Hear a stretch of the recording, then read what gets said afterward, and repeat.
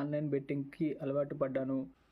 తను ఇద్దరం ఒకటిసారి వేసుకుందాం అనుకున్నాం, కానీ తను భయపడింది, నన్నే హెల్ప్ చేయమంది.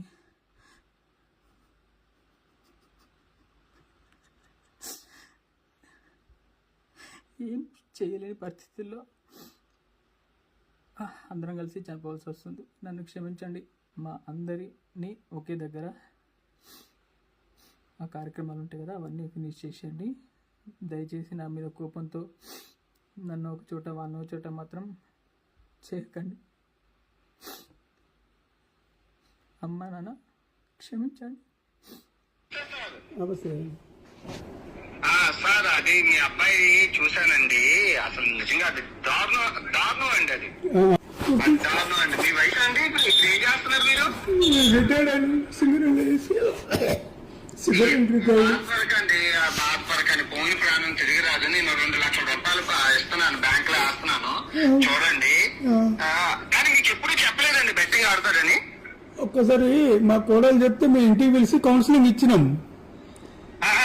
ఒక 25 లక్షలు ఇదైందంటే గట్టి లేచిన అసలు చిన్నప్పటి నుంచి సిన్సియర్ మనిషి, మంచి బాగా సెన్సిటివ్ మనిషి. కౌన్సిలింగ్ ఇచ్చి ఒక 20 లక్షలు సాయం చేసినాం. అక్కడ ఇక్కడ అప్పులు తీసుకొచ్చి పెట్టినాం.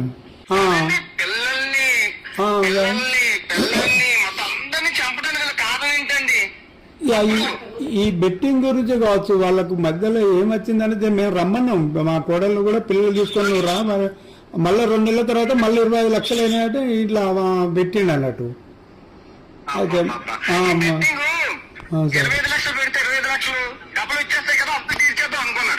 అనుకున్నాడు. మళ్ళీ ఎట్లయిందో మేము చెప్పినా కూడా మా మీద ఒట్లేసి పంపించినాం సార్. మరి ఎట్లేసి ఆడకమని పంపినా కూడా మళ్ళీ నేను అట్లా చెయ్యాలి అన్నాడు. మళ్ళీ 2 months లో మళ్ళీ ఏమైందో ఏం కదా, మళ్ళీ ఇదైపోయి బాధ పెట్టిపోయింది సార్. మాకు ముందు పిల్లలను అని చూసుకొని బతుకులు మేము ఏం చేస్తామమ్మా. ఇంకా వీళ్ళందరూ కలిపి ఆరండి అంటే ఎవరైనా ఆడతాడమ్మా. గవర్నమెంట్ కూడా కొంచెం ఆలోచించాలి. ఫ్యామిలీలు పోతున్నాయి కదా, ఆలోచించాలమ్మా. ఫస్ట్ నుంచి ఇట్లా ఏలాంటి అలవాటు లేదు సార్ మా కొడుకు. నాకు ఎటువంటి అలవాటు లేదమ్మా. ఇప్పుడు నేను బెట్టింగ్ అలవాటు అయితే చాలా అమ్మా ప్రాణం పోవడానికి.